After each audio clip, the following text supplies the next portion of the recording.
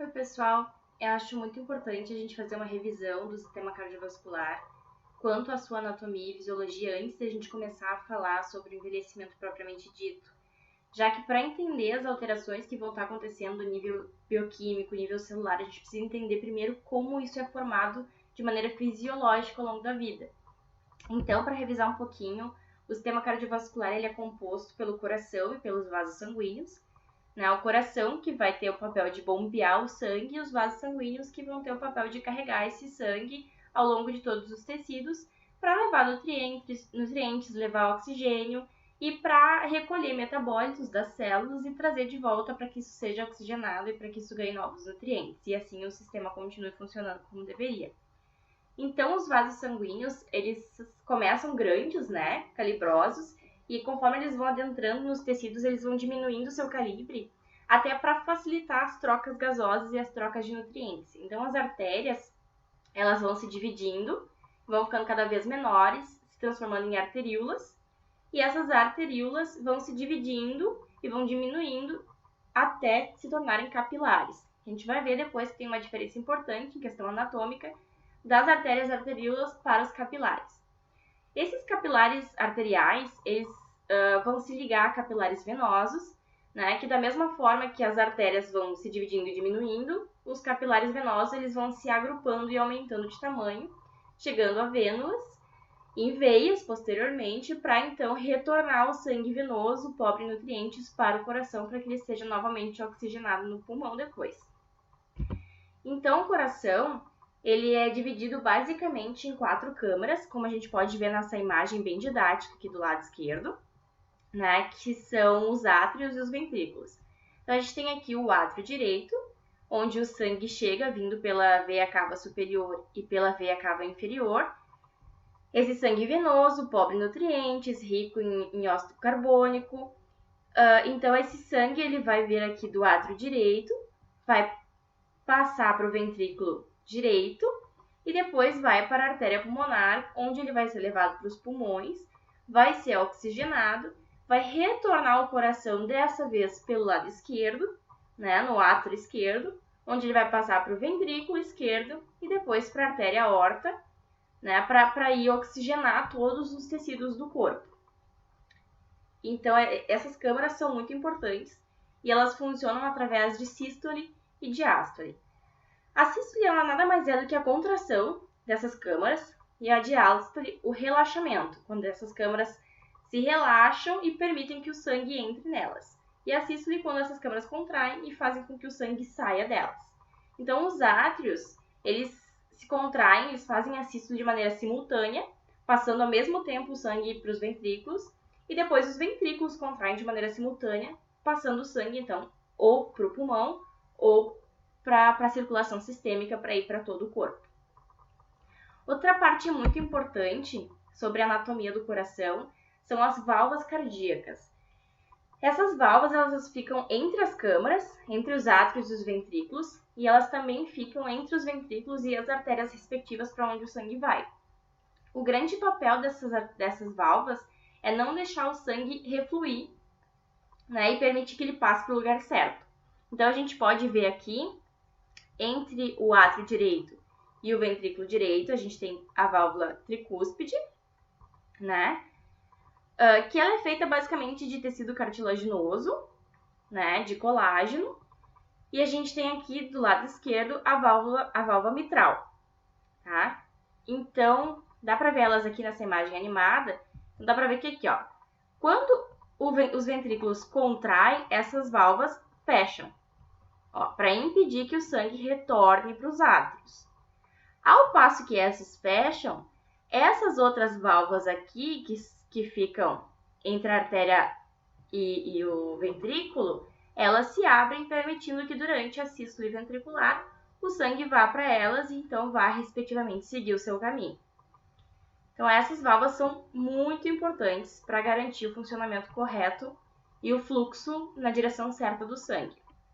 Além disso, a gente tem também células importantes que são responsáveis pela condução elétrica do coração, né? Então, o sinal vem do sistema nervoso central que vai disparar um potencial de ação primeiro aqui no nódo sinusal, nessas fibras nervosas, e isso vai se espalhar para os dois átrios, tanto para o direito quanto para o esquerdo.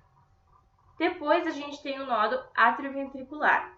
Esse nódo ele também vai receber o estímulo elétrico, só que ele vai atrasar esse estímulo por uns milissegundos para permitir que os átrios contraiam primeiro e os ventrículos contraiam depois. Então, logo após ele atrasar esse estímulo por alguns milissegundos, ele vai passar esse estímulo para essas outras fibras nervosas aqui que envolvem o ventrículo, que são conhecidas como feixe de His, depois vão se dividir em ramo esquerdo e direito, e nessas outras fibras mais apicais aqui, que são as fibras de Purkinje. Então, isso é muito importante, como mostra aqui nessa imagem animada, para conduzir o sinal elétrico e permitir que todas as células contraiam ao mesmo tempo, dando uma sístole eficiente. Então, em relação à anatomia básica do coração em si, a gente tem uma divisão entre o miocárdio, o endocárdio e o pericárdio. O endocárdio ele é essa pelezinha que fica na região interna do coração, que protege as células endoteliais, as células miocárdicas, do fluxo sanguíneo. Depois a gente tem as células musculares em si, né, do miocárdio, e a gente tem o pericárdio, que é como se fosse uma pele também em volta do coração, em volta da porção externa do coração, que ela vai ter uma função muito importante de deslizamento, né, quando o coração vai estar se inflando, se enchendo de sangue e vai estar contraindo. Então, ela tem essa função de deslizar sobre o coração. A contração do coração, ela não é muito diferente em função bioquímica da contração do músculo esquelético. Vai funcionar pelo aquele mesmo sistema, né, dependente de cálcio, onde quando chega um sinal elétrico no coração, esse potencial de ação vai permitir a entrada, né, de cálcio na célula pelos canais de cálcio. Essa entrada de cálcio vai promover mais liberação de cálcio do retículo sarcoplasmático, e esse cálcio então vai se ligar na troponina, permitindo a conexão da actina com a miosina, o deslizamento dessas bandas e então a contração muscular. Conforme isso acontece, o cálcio que está liberado começa a ser captado de novo por retículo sarcoplasmático e começa a ser captado de novo e sair da célula através da entrada de sódio. Então, diminuindo a distribuição de cálcio na célula, a gente vai ter o relaxamento muscular e tudo isso acontecendo dependente de ATP. Já em relação à anatomia dos vasos sanguíneos, então a gente tem uma diferença, né, entre as artérias e as veias, mas algumas coisas são comuns. Por exemplo, as duas têm uma camada de endotélio, né, de células endoteliais, que vai ser a camada que vai estar em contato direto com o sangue. Depois tem uma camada de tecido elástico, uma camada de musculatura lisa, que é revestida por fibra de tecido conjuntivo. A diferença vai ser que elas vão diminuindo de calibre, como eu comentei no slide anterior, até chegar aos capilares, que não passam de uma camada endotelial, até para permitir mais fácil as trocas de nutrientes e as trocas gasosas. Só que as veias, elas têm uma característica especial, diferente das artérias, que são as válvulas venosas, que elas servem, em parte, como as válvulas cardíacas, com a função de impedir o refluxo sanguíneo. Porque o que acontece? Quando o sangue está saindo do coração e está indo para o corpo, a gente tem uma grande pressão do coração bombeando, levando esse sangue adiante, impulsos para frente, né? Só que quando esse sangue começa a retornar, essa pressão já não é mais tão grande, porque não está mais tão próxima do coração. E, além disso, ele tem a força da gravidade agindo e impedindo ele de subir. Então, essas válvulas são muito importantes porque quando a gente tem o pulso de sangue, cada vez que o coração bate, esse pulso de sangue impulsiona o sangue para cima, abre essas válvulas e o sangue sobe. Quando esse pulso cessa, que o sangue vai voltar, as válvulas fecham, impedem que o sangue vá para baixo de novo e permite que ele se mantenha num fluxo em direção ao coração novamente. Além disso, a gente tem a questão da musculatura, que ajuda muito nesse processo, Porque cada vez que a gente tem uma contração muscular ao redor do vaso, a gente diminui o tamanho desse vaso, a gente aperta esse vaso, e isso também ajuda a impulsionar o sangue para cima. Isso é muito importante depois quando a gente for falar em questão de envelhecimento, porque vão ter várias alterações no retorno venoso.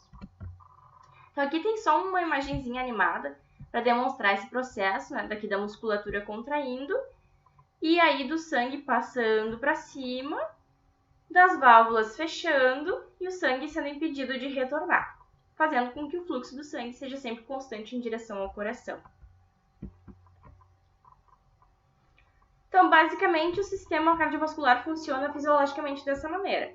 O sangue retorna sem oxigênio dos tecidos, passa para o pulmão para ser oxigenado, volta para o coração oxigenado e passa de volta para todos os tecidos. É importante lembrar que embora a gente veja isso de uma maneira didática, as células do miocárdio, as células do pericárdio, as células do endocárdio ou as células do vaso, sempre vão estar junto com essas células, né, a matriz extracelular e fibroblastos, né, que são muito importantes também, tanto para a complacência, para a elasticidade do coração, que a gente vai ver mais para frente. Então é sempre importante lembrar que essas células elas não estão sozinhas, elas estão sempre envoltas por matriz extracelular e por fibroblastos. Então tem aqui uma microscopia, só para mostrar aqui as células cardíacas, né, que são esses feixes rosados aqui, cada uma com seus núcleos bonitinhas. E a gente tem aqui então no meio delas células mais claras, né, mais branquinhas, com seus núcleos, que são os fibroblastos. E a gente também tem bastante matriz extracelular inundando o meio dessas células e aí fazendo uma zona de contato, né, e também de troca de nutrientes entre as células aqui do coração. Então, conceitos importantes de saber quando a gente está falando de sistema cardiovascular. O principal deles, talvez, seja o débito cardíaco, que ele é a quantidade de sangue que o coração consegue botar para os tecidos, botar para fora do coração durante 1 minuto. Então, o débito cardíaco ele vai ser medido através da frequência cardíaca e do volume sistólico, que é o volume que o coração consegue ejetar a cada sístole, né, a cada contração. Então, o débito cardíaco, o volume que eu jogo para o corpo em 1 minuto, vai depender do quanto de volume eu estou ejetando a cada batida e de quantas batidas eu estou tendo naquele minuto. Então, algumas coisas que são relevantes é saber que quando a gente está sob esforço, sob alguma demanda, o débito cardíaco ele aumenta, né, na intenção de a gente conseguir mandar nutriente, mandar oxigênio para todas as musculaturas que estão sendo recrutadas, toda a demanda que o corpo está tendo naquela situação. Então, se eu estou passando por algum tipo de esforço, eu vou precisar de uma demanda de oxigênio maior, eu vou precisar de mais sangue chegando naqueles tecidos, então eu vou precisar aumentar a quantidade de sangue que está saindo do coração por minuto. Então eu vou fazer isso ou aumentando a frequência cardíaca, ou aumentando o volume sistólico através da força de contratividade do coração. Quanto mais forte eu contrair, mais sangue eu vou conseguir ejetar para fora. Além disso, é muito importante também alguns conceitos, né, como a complacência e a resistência do tecido cardíaco, né? A complacência, na verdade, ela é a capacidade do órgão de se deformar para se adaptar a algum volume. Então, seria mais ou menos o quanto eu consigo deformar o meu ventrículo, quanto eu consigo relaxar o meu ventrículo para se adaptar a um volume maior de sangue ali dentro, ou uma pressão maior de sangue ali dentro. Então, uma boa complacência seria dizer que o meu coração é capaz de inflar em resposta ao aumento do volume. Isso é possível graças às fibras elásticas que fazem parte do coração, né? Principalmente as fibras elásticas ali na matriz extracelular que envolve as células cardíacas. Então, quanto mais fibras elásticas eu tiver, mais elástico vai ser o meu tecido, maior vai ser a complacência. Junto com isso vem esse conceito de resistência, que ele está relacionado também com a elasticidade, mas de uma maneira inversamente proporcional. Seria o quanto o meu tecido resiste à deformação. Por exemplo, Eu vou dar um exemplo bem prático aqui de dois tecidos que eu tenho aqui. Então, por exemplo, eu tenho esse tecido aqui, tá? Que ele é um tecido mais rígido. Ele tem fibras elásticas, mas são poucas fibras elásticas. Ele é muito mais rígido do que elástico. Então, se eu puxar aqui as extremidades, eu vou conseguir deformar muito pouco ou quase nada. Né? Acho que vocês conseguem ver que eu consigo deformar pouquinha coisa. 1 centímetro no máximo. E eu preciso fazer muita força para conseguir essa deformação, porque esse meu tecido é muito resistente. Agora eu tenho aqui um outro tecido, tá? Que ele é cheio de fibras elásticas. Ele é um tecido bem elástico. Então, com facilidade, colocando pouca força, eu consigo uma grande deformação do meu tecido. Então, basicamente é isso. Esse meu tecido é bem elástico, então eu consigo deformar. Ele tem pouca resistência e ele é muito complacente. Então, como eu tenho pouca resistência e muita elasticidade, eu consigo uns 5 centímetros de complacência. Ao contrário desse aqui, que é mais rígido, tem poucas fibras elásticas, é mais resistente e eu vou conseguir aqui 1 centímetro no máximo de complacência. Então, essa é a relação da elasticidade e da resistência com a complacência. Isso é muito importante no coração, porque pensa, se eu dependo de um órgão para nutrir todo o resto do meu corpo, se esse órgão é rígido e eu não consigo distender, eu não vou conseguir jogar muito sangue para fora. Então, eu vou nutrir de maneira pouco eficiente os meus sistemas relacionados a ele. Então, como o coração é o órgão principal e ele está ligado a todo o resto do nosso corpo, é muito importante que ele tenha uma boa complacência. Então, só para lembrar, né, que o sistema cardiovascular ele é um sistema interligado a todos os outros. Então, é ele que vai nutrir os músculos, ele que vai nutrir os ossos, ele que vai nutrir o pulmão, ele que vai ser oxigenado pelo pulmão, que vai estar junto aí no sistema digestório para absorção de nutrientes, né, no sistema renal para filtração. Então, o sangue vai passar por todos os lugares. Então, o coração é muito importante. Caso a gente tenha problemas fisiológicos, né, caso a gente tenha problemas na fisiologia, melhor dizendo, do coração, é muito provável que a gente vá ter problemas em outros sistemas também, porque uma alteração num sistema vai acabar afetando os outros também. Então, acho que esses eram os pontos mais importantes que eu tinha para falar sobre o sistema cardiovascular, que pelo menos vão nos dar uma base para poder discutir as alterações que vão acontecer conforme o envelhecimento. Isso aí, pessoal!